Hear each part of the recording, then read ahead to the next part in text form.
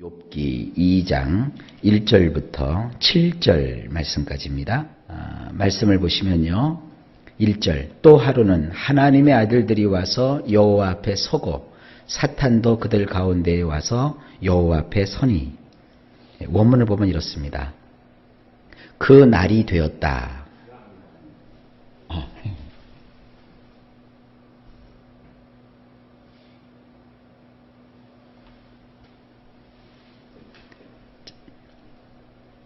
자, 원문을 보십니다. 그 날이 되었다. 엘로힘의 아들들이 들어와서 여호와 앞에 섰는데 사탄 또한 들어와서 그들 사이에 끼어서 여호와 앞에 섰더라. 우리 성경은 그냥 어떤 하루를 지칭하는데요. 문학적인 기법으로 이렇게 번역을 해놨는데 원문을 보면 그 어떤 특정한 날을 특정하고 있어요. 그래서 그 날이 되었다. 아마도 이것을 문학적으로 보지 않고 현실로, 사실로 보게 되면 하나님께서는요, 특정한 어떤 날을 정하셔서 온 세상을 두루 다니는 천사들을 소집을 하시나 봐요. 그 날이 되었대요. 아마 이 최초로 이 욥기를 기록한 그 당시에 사람들은 이 욥기를 읽을 때 어떤 그 하늘에서의 어떤 하나님이 소집하시는 날을 연상했을지도 몰라요. 그런 그 단서가 되기 때문에 제가 굳이 이렇게 특정하게 번역을 한번 해봤어요. 그날이 되었다. 근데 그날이 되니까 엘로힘의 아들들이 들어와서 여호와 앞에 섰는데, 그러니까 엘로힘의 아들들은 천사를 뜻하는 것이라고 했습니다. 천사들이 하나님 앞에 섰어요. 근데 그 천사들 틈에 사탄 또한 들어와서 그들 사이에 끼어서 여호와 앞에 섰더라. 이 사탄이라는 말은 대적하는 자, 참소하는 자, 남을 깎아내리는 자, 뭐 이런 뜻을 가지고 있습니다. 사탄은 절대 할 수 없는 일이 한 가지 있어요. 선한 일은 못해요. 사탄은 절대로 옳은 말, 또 선한 말, 참다운 말을 못해요. 이 사탄의 종인 귀신들이 있다고요. 일부 기독교의 어떤 그 집단은요, 이런 가르침을 베풀어요. 귀신을 쫓아내면서 귀신한테 자꾸 말을 들어요. 귀신 들린 자와 대화를 하고 또 귀신이 주는 정보를 가지고 그걸 기초해서 어떤 그 기독교의 해괴망측한 이론을 만들어 가지고 그걸 막 주장을 해요. 만약에 귀신이 또 사탄이 참된 말을 하고 진리를 얘기한다면 우리가 그 말을 들을 수 있죠. 그러나 절대로 사탄과 사탄을 따르는 종인 귀신들은 올바른 말을 하지 않습니다.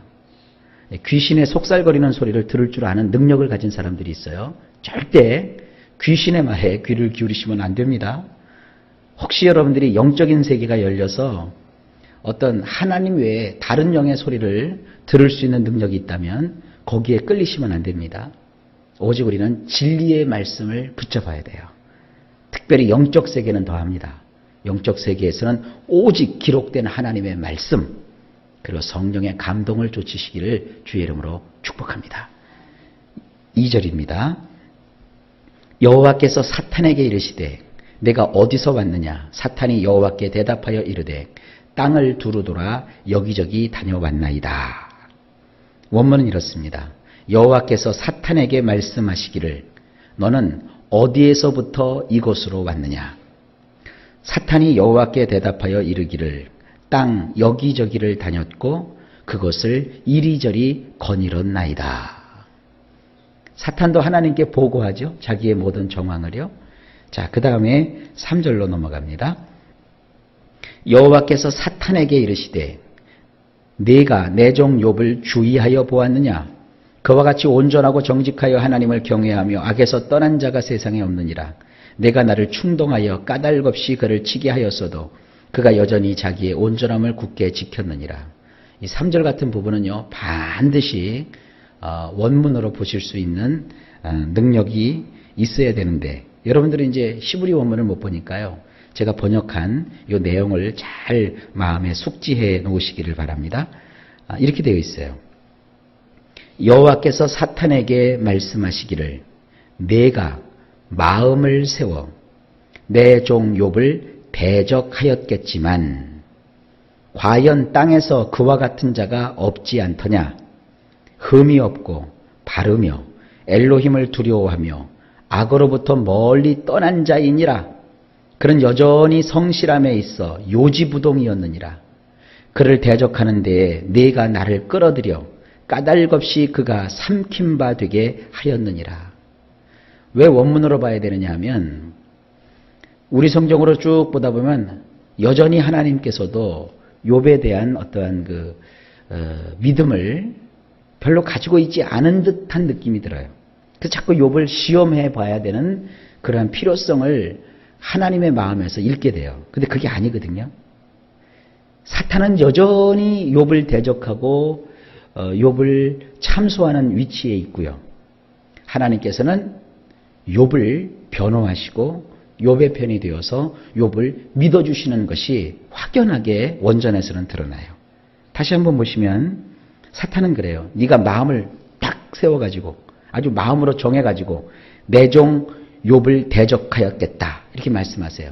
우리식으로 얘기하면 뭡니까? 네가 마음을 작정하고 욥을 신란하려고 했고 참수하려고 하고 있다는 것을 내가 다 알고 있다. 네가 그렇게 욥을 흔들어 봤지 않느냐? 과연 욥이라는 사람은 욥을 따를 자가 없을 정도로 확실한 사람이다. 그는 항상 흠이 없고 바르며 엘로힘을 두려워할 줄 알고 악으로부터 멀리 떠난 자 아니냐? 그와 같은 자가 땅에는 없다. 그는 여전히 그 성실함에 있어서 요지부동이다. 그가 성실한데 그 성실함은 흔들림이 없지 않느냐? 네가 그를 대적하여 나를 끌어들여 가지고 까닭없이 그가 삼킨 바 되게 하였느니라. 하나님께서는 욥을 확연하게 신뢰하고 계시는 거예요. 자, 4절로 넘어갑시다. 사탄이 여호와께 대답하여 이르되 가죽으로 가죽을 바꾸오니 사람이 그의 모든 소유물로 자기의 생명을 바꾸올지라. 이게 우리 성경으로 보거나 영어 성경으로 보면 알 듯하고 모를 듯하고 그래요. 가죽으로 가죽을 바꾼다? 이게 뭘까요? 이거 물물 교환한다는 건가? 가죽을 가죽으로 바꿔? 사람이 그의 모든 소유물로 자기 생명을 바꿔? 가죽과 가죽, 소유물과 생명, 이게 도대체 뭔가 헷갈리시죠? 원문을 보면 이렇습니다. 사탄이 여호와께 대답하여 말하기를 가죽을 얻으려면 껍질을 벗겨내야 합니다. 사람이 가지고 있는 모든 것을 내놓게 하려면 그의 네페시를 벗겨내야 합니다. 좀 이해가 되시나요? 또 네페시라는 말이 좀 어려우시죠? 이 네페시라는 것은 늘 제가 얘기하죠. 영혼, 마음, 생각, 육체, 몸뚱아리죠. 여기서는 이 몸뚱아리라는 뜻이 강해요. 이런 겁니다. 우리가 가죽을 얻으려면 소 껍질을 벗기거나 또 무슨 양의 껍질을 벗기거나 또 특별히 여성들이 겨울에 좋아하는 밍크 코트를 만들려면 밍크의 껍질을 벗겨야 되잖아요. 그 껍데기를 벗겨서 그걸 말려가지고 쓰는 것이 가죽이잖아요. 그러니까 가죽을 얻으려면 껍질을 벗겨야 되듯이 그 사람이 가지고 있는 모든 것을 이렇게 다 끄집어내서 보려면 그의 뇌폐실을 벗겨내야 된대요. 그의 몸뚱아리를 한번 이렇게 쳐서 병들게 하거나 고통을 줘봐야 된다는 거예요. 그동안에는 뭐 했어요? 그의 가축이나 또 종이나 자녀들만 쳤단 말이에요. 그래갖고는 모른다 이거예요. 거기에 믿음 있는지 없는지. 그러니까 이번에는 욥을 홀라당 껍질을 벗겨봐야 된다는 거예요. 참 이런 게 누구의 얘기예요? 이게 사탄의 얘기예요. 사탄. 사탄이라는 놈은요, 우리를 껍질째 벗겨먹는 놈들이요. 아니 옷을 빼앗으려면 옷만 빼앗지 왜 껍질까지 벗기려고 그래요? 사람 껍데기 벗기는 게 누구라고요? 사탄이요. 그러니까 사탄 쫓아가면 안 돼요. 사탄을 숭배하는 사람들이 있죠. 점쟁이, 무당, 신접한 자. 요즘 텔레비 보니까 그 무당들 굉장히 많이 나오대요. 무당의 세계, 신비한 영적 세계. 웃기는 소리 하지 말아라 이거예요. 무당이라는 것은 사탄의 종들이기 때문에 사탄이 어떤 놈이라고요? 껍질 벗겨 먹는 놈이요. 그러니까 껍데기 벗겨 먹는 놈이라고요. 점집 찾아다니고 무당들한테 날짜 받고 다니고 이러면요 인생 껍데기 벗겨져요. 여러분 기억하십시오. 하나님 말씀은 정확하십니다.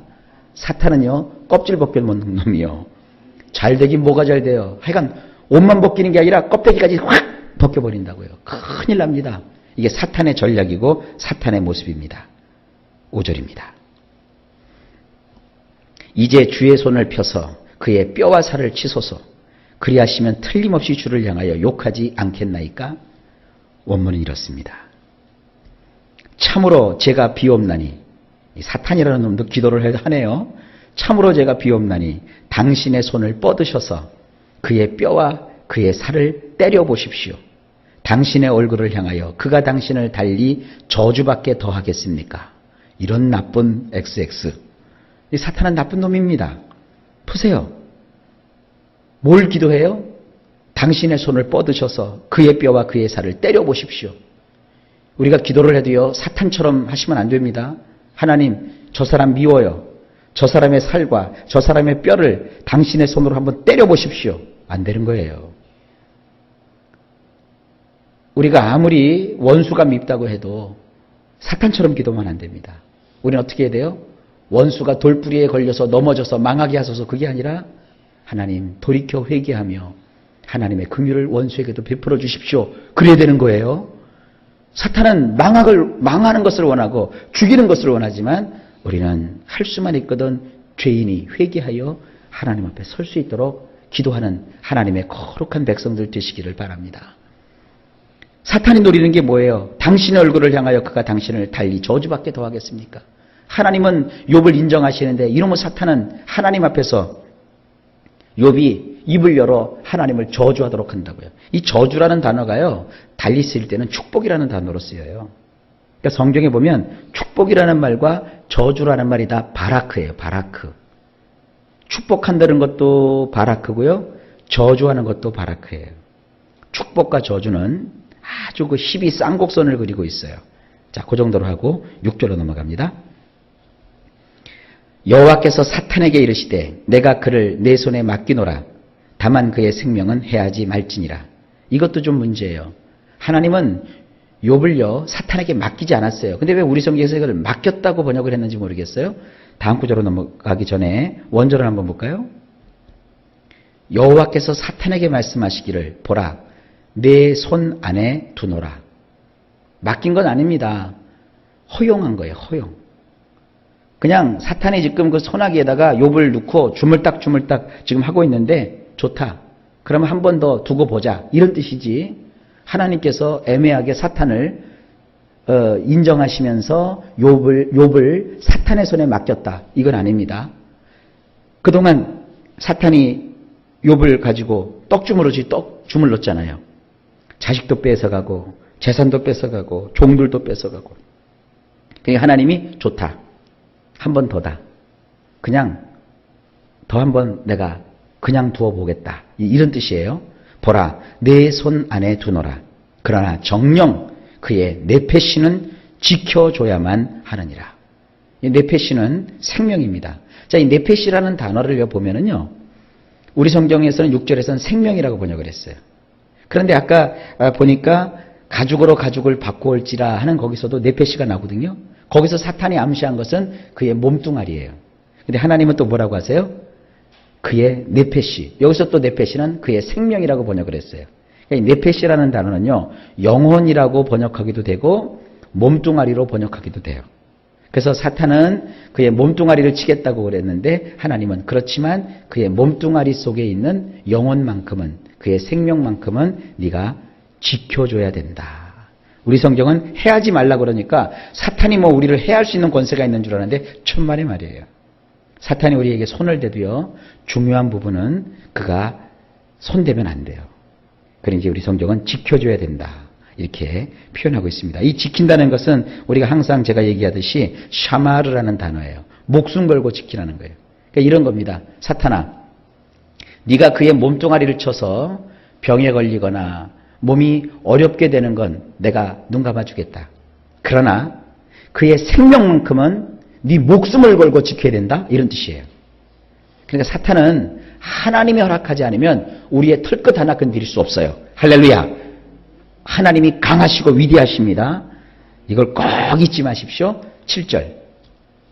사탄이 이에 여호와 앞에서 물러가서 욥을 쳐서 그의 발바닥에서 정수리까지 종기가 나게 한지라. 우리 성경을 보면 사탄이 가갖고 그래서 쳤다 이렇게 되어 있는데 원문을 보면 좀 달라요. 사탄은 그럼에도 불구하고 사탄은 욥을 칠 수도 있고 안 칠 수도 있었어요. 그런데 이놈은 가가지고 보란듯이 욥을 쳐버리고 말아요. 그게 사탄입니다. 이 사탄이라는 놈은 참 나쁜 놈이에요. 원절을 보면 이렇습니다. 사탄이 여호와의 면전으로부터 밖으로 나와서 욥을 대적하여 이 말 기어코 쳤더라. 안 쳐도 되는데 기어코 쳤어요. 약하게 쳐도 되는데 아주 강하게 쳤어요. 그래서 어떤 일이 벌어져요? 악한 종기가 났는데. 그래서 악한 종기라는 것은 어떻게 손 쓸 수 없는 그런 종기가 났는데 그의 발바닥에서부터 그의 정수리까지였더라. 발바닥 정수리가 어디입니까? 머리의 제일 꼭대기. 이러면 사탄은 말이죠. 하나님이 허락을 했다고 가가지고요. 그냥 발바닥부터 머리 꼭대기까지 잘근잘근 다 쳐버린 거예요. 이게 사탄입니다. 껍질 벗겨 먹는 놈. 오늘 기억하세요. 사탄은 껍질 벗겨 먹는다. 내가 하나님을 의지하고 살아가야 살지 조금이라도 내가 사탄을 바라보거나 사탄을 쫓아가면 안 된다. 마음에 결심하시기 바랍니다. 하나님 우리를 살리시는 분이시지만 사탄은 이런 악한 자입니다. 이런 악한 자에게 걸렸으니 욥이라도 별 수 있나요? 여러분 세상의 모든 불행은요 우리 죄 때문이 아닐 수도 있어요. 사탄이 무고하게 이렇게 욥을 쳐서 무너뜨리듯이 때로는 사탄으로 말미암아 우리가 어려움을 겪을 수 있어요. 그러나 절대 어려움이 있다고 해서 하나님을 향하여 원망하거나 여러분 하나님을 향하여 옳지 않은 생각을 가지지 마세요. 하나님은 언제나 옳으십니다. 하나님은 언제나 좋으십니다. 그러나 사탄은 우리의 껍질까지 벗겨먹는 놈입니다. 하나님을 따르는 하나님의 신실한 종들이 되시기를 예수님의 이름으로 간절히 축복합니다. 자, 이제부터 욥기 전체는요, 이제 우울한 내용이 계속돼요. 그러니까 여러분들 마음을 단단히 하시고 이 욥기의 말씀을 받으실 수 있기를 바랍니다.